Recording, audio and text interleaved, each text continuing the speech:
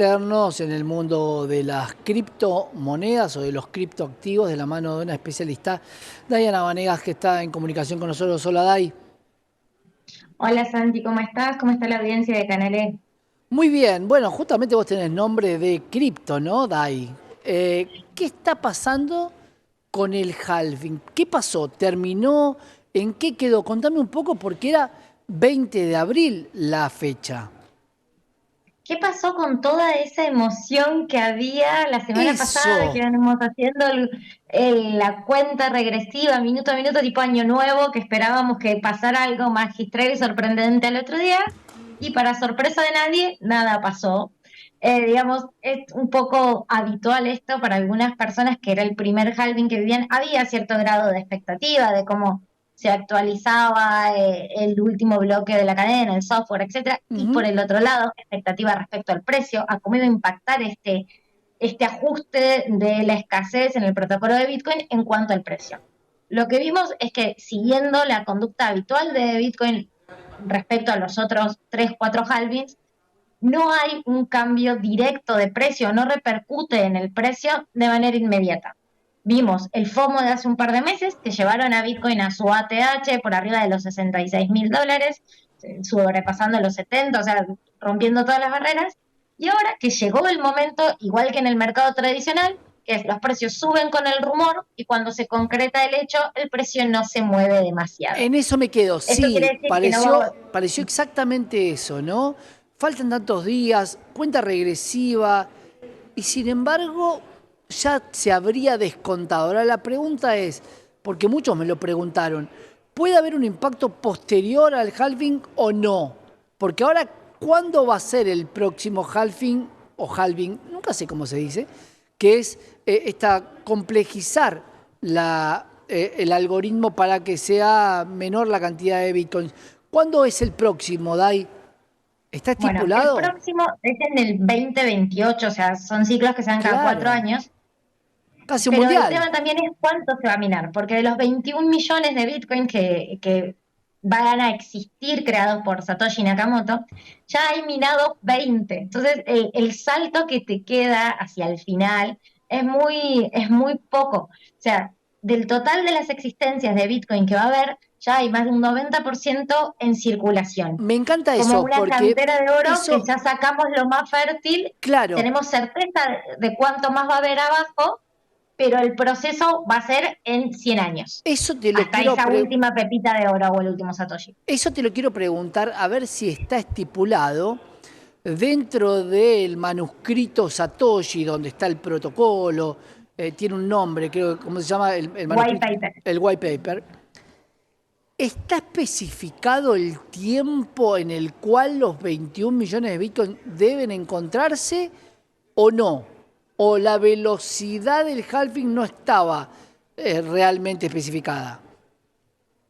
A ver, lo que hay son estimativos. Es una curva asintótica la de producción de Bitcoin que va ajustando de acuerdo a la complejidad. Lo que sabemos es que estimativamente en el 2134 la infraestructura llegaría a ese último Satoshi, ese último Bitcoin. Tampoco es 21 millones cerrado, es un número que tiende a 21 millones. Entonces, no hay como tal fecha, tal día, tal hora, Claro. tipo horóscopo, pero hay un pronóstico y creemos que eso se cumple en base a los cálculos matemáticos, así como el halving es cada 4 años, el cierre de ciclo de producción de Bitcoin, entre comillas, se cumpliría en el año 2134. Es Puedo decir, ese preguntarte, escaso Dai, porcentaje claro, puedo de Bitcoin. preguntarte esta situación. Los 21 millones están asegurados, vos me decís que no es justo, pero ¿qué pasaría? No lo vamos a ver, por supuesto, pero si existieran 50.000 millones en vez de un 21. Bueno, acá no sé cómo estamos de tiempo, pero voy a hacer un poquito de prehistoria Bitcoiner. Hace muchos años, en el 2017, no había criptos como ahora, plural, ni muchos forks de Bitcoin, y fue por primera vez una discusión en cuanto a cómo se manejaba la infraestructura, de si los bloques tenían que tener más datos o menos datos y el impacto que esto tenía en la minería. O sea, Ujú. era una discusión sobre cómo se tenía que minar, básicamente. Y la comunidad no estuvo de acuerdo. Y hubo un porcentaje de esa población que agarró y decidió hacer otro proyecto que se llamó Bitcoin Cash. En ese momento fue el primer fork de Bitcoin. Se separó la cadena, se creó una cadena con una copia del registro de la que ya existía, que era la de Bitcoin, y lo que sucedió fue que los mineros, el que quería minaba Bitcoin Cash y el que quería minaba Bitcoin o minaban las dos cosas. ¿Por qué traigo esta anécdota a colación? Porque Bitcoin es un protocolo de consenso. El consenso que hay ahora es de 21 millones. Si aparece alguien que quisiera tener un sistema de Bitcoin, pero de 50 millones, tiene dos alternativas. O hacer su propia cadena o convencer al total de los actores de la cadena de Bitcoin de cambiar el protocolo, de cambiar las reglas de juego y que todos estén de acuerdo con eso. Porque con que uno solo no esté de acuerdo y siga ejecutando el protocolo actual de Bitcoin, seguiríamos teniendo Bitcoin tal y como lo Bien, conocemos. Es el clarísimo. famoso consenso y el famoso poder de la descentralización, que no es como democracia a nivel mayoría, lo que quiere la mayoría se aplica, sino es consenso. El que quiere se une a estas reglas. Y estas reglas dicen que son 21 millones. Bien, es sumamente interesante porque uno de los miedos de mucha gente es decir, bueno, el Bitcoin sí es finito, tiene un número determinado, pero si se descubriera que tiene mayor cantidad, la escasez en el activo no sería tal. No estamos en una etapa de escasez, sino estaríamos en una etapa de que quedaría mucho más recorrido, Dai. Yo creo que simplemente sería otra moneda, que no estaríamos hablando Claro. de los 50 millones de Bitcoin, sino que estaríamos hablando de la nueva monedita que salió y que se parece a Bitcoin en tal y cual cosa. Esto ya lo vemos porque hay más de 9.000 proyectos de criptomonedas listados en sitios como CoinMarketCap, donde vos básicamente tenés cualquier proyecto y lo podés poner ahí para que la comunidad decida qué valor tiene y cuánto le destina al mercado. Y cada una de esas 9.000 monedas que están listadas ahí emergen del protocolo de Bitcoin, porque el protocolo de Bitcoin ha aportado las herramientas open source para que cualquiera se dé vuelta y cree su propia moneda o su propia representación de valor. Entonces yo creo que parte del valor de Bitcoin es su escasez intrínseca y que no, o sea, simplemente sería un proyecto distinto. Este proyecto, tal y como lo conocemos, tiene 21 millones. Ahí cuando hablamos de cripto, obviamente hablamos de Bitcoin, que tiene una cotización, de Ethereum o Ethereum, no sé cómo, también hay varias formas de decirlo, de Tether dentro de la lista de las cotizaciones. ¿Qué otras podemos encontrar, Dai? Hay muchos stablecoin, ¿realmente tienen mucho volumen estas monedas estables? Las monedas estables, o mal llamadas monedas estables, como diría Carlos Maslatón, en realidad lo que son es una moneda de paridad con el dólar. El Claro, dólar no es estable, entonces estas monedas tampoco también lo tienen es. fluctuaciones. Y sobre todo lo más interesante es que tienen una fluctuación en cuanto al porcentaje, a la tasa de intercambio muy atada al mercado local o a las necesidades de liquidez. A mí Claro. me llama la atención que en este momento del top 10 de las principales criptomonedas por su volumen, las primeras 6 hay 3 que son stablecoins. Tether, USDT, que es la que conocemos todos, la más popular, BNB, que es el proyecto de De paridad de Binance. Binance, ¿Y y Tether qué es? USDC, que es de Circle y de Grayscale.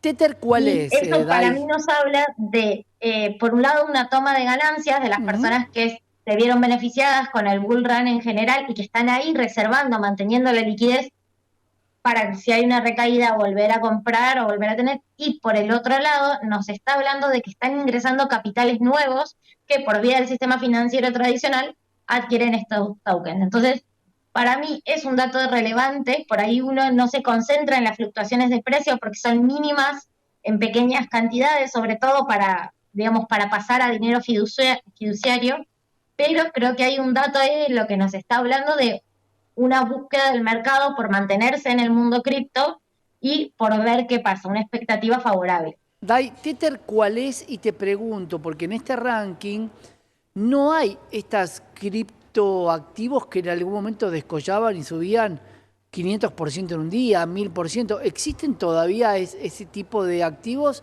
de altísimo riesgo? Primero, ¿qué es Tether? Y segundo, si existen esos activos en esta etapa de los criptoactivos. Tether es el protocolo de USDT, USD Stable Token, o sea, es la primera monedita que conocimos que en un origen estaba desarrollada en la misma infraestructura de Bitcoin y luego cambió a la infraestructura de Ethereum y se Ujú. desarrollaron otras infraestructuras más, como la de Tron, etcétera. Básicamente mantiene una paridad con el dólar, funciona teniendo por detrás toda una estructura del sistema financiero tradicional la que básicamente se garantiza, después si quieren otro día hablamos Sí, específicamente de eso y los por favor. procesos de auditoría que tiene USDT, pero que garantiza que por cada token que hay en el ecosistema cripto hay un dólar de colateral en un banco. Eso es lo que representa Tether. Acá lo conocemos como USDT, fue el primer dólar digital que conocimos y después Binance sacó su propio proyecto y hay Claro. otros protocolos que tienen ese proyecto. Un dato que en las billeteras, en las wallets local, tipo Lemon, Bits o Velo, etcétera, podemos ver la tasa de interés que nos da tener una moneda estable, un dólar digital en un protocolo o en otro, y es muy interesante como uno ahí se da cuenta también los niveles de riesgo. Las monedas con más trayectoria o más jerarquía en el ecosistema local pagan menos tasa de interés que aquellos protocolos o moneditas nuevas, aun cuando el principio sea el mismo, un token, un dólar. Claro. Y respecto a las moneditas, se congeló. Ahí, yo te escucho, Dai, a las moneditas volátiles, te estamos escuchando. A vos te Y escuchamos. respecto a las moneditas por ahí más volátiles o a estos proyectos que aparecen en el orden del criptomilagro, yo coincido que son proyectos, como vos lo mencionabas, de altísimo riesgo, que están más cerca del gaming que de las finanzas o de la tecnología, y que en este año vamos a tener muchísimos, porque al haber liquidez en el mercado, les permite a las personas que están detrás de esto, con muy poco dinero, muy poco capital, ofrecer ganancias exponenciales. Los quedan, pero no son tantos. Y si vamos a los porcentajes de ganancias post-halving, vemos que en el primer halving Bitcoin creció un 12.000%. En el segundo halving Bitcoin creció un 5.800%. Luego un 1.200%, en el que recordamos quizás la mayoría de nosotros, más reciente, el del 2020, perdón, sí, y ahora, desde ese momento hasta la actualidad, creció un 800%. Entonces, esto nos habla de dos cosas. Por un lado, que la gente que ha atesorado Bitcoin por un plazo de 4 años nunca ha perdido y siempre tiene velas altas. Estoy hablando de atesorar y de guardar, no de Sí, hacer claro. trading o otro dispositivo, ni comprometer dinero a corto plazo. Hodler, Aclaren esto. Hodler es, ¿no? Holder, no es Holder de Hodler. 4 años, pero Bien. ha rendido. Y por el otro lado, nos habla que quizás las expectativas que tengamos que tener para la subida ahora sean menor. Yo no creo que veamos un Bitcoin pasar de los $66.000 que está ahora o de los 70.000 que fue su ATH a 700.000. No creo que hagamos un por mil y que le sumemos un cero. Pero sí probablemente, viendo el histórico, digamos, bueno, quizás es un 300%. Quizás hablamos de que en este próximo ciclo Un vemos un 100.000. Bitcoin a $210.000. Claro, los $100.000 podría llegar a ser un precio accesible y alejando un poco esto de que en algún momento se habló de la fantasía de que un Bitcoin pueda valer $1.000.000. Posiblemente eso, como hablábamos de la complejidad que va a tener de aquí hacia el final, posiblemente sea mucho más adelante o no. ¿Cómo lo ves? ¿O no? Claro, Hay o no. fenómenos que en este halving son nuevos y que no habían jugado en otras ocasiones. Por un lado, los inversores institucionales que ciertamente están concentrando muchos activos, Claro. entre otras cosas, para darle respaldo a los ETF o a todos los instrumentos que estuvieron de moda. Entonces acá hay jugadores que no habían aparecido, ¿viste? Estábamos acostumbrados a jugar una canchita pequeña y de golpe llegó Messi y con todo un plantel al cual los que veníamos del mundo de la tecnología y quizás de las finanzas alternativas, un poco nos deja expectantes de qué va a suceder. Bueno, Dai, ahí te hago un paréntesis y quiero que para la próxima lo charlemos, porque Messi hoy decide si quiere jugar a ganar o a perder. ¿Qué pasa con los grandes tenedores, los que se llaman ballenas? Si distorsionaron el mercado y lo van a seguir distorsionando y ahí sí puede haber una manipulación diferente. ¿Lo charlamos la próxima, te parece? Lo charlamos la próxima. Te cierro con una frase. Bitcoin Es incorruptible, pero es manipulable en su precio. Incorruptible pero manipulable. Actúa para muchas cosas. Gracias, Dani.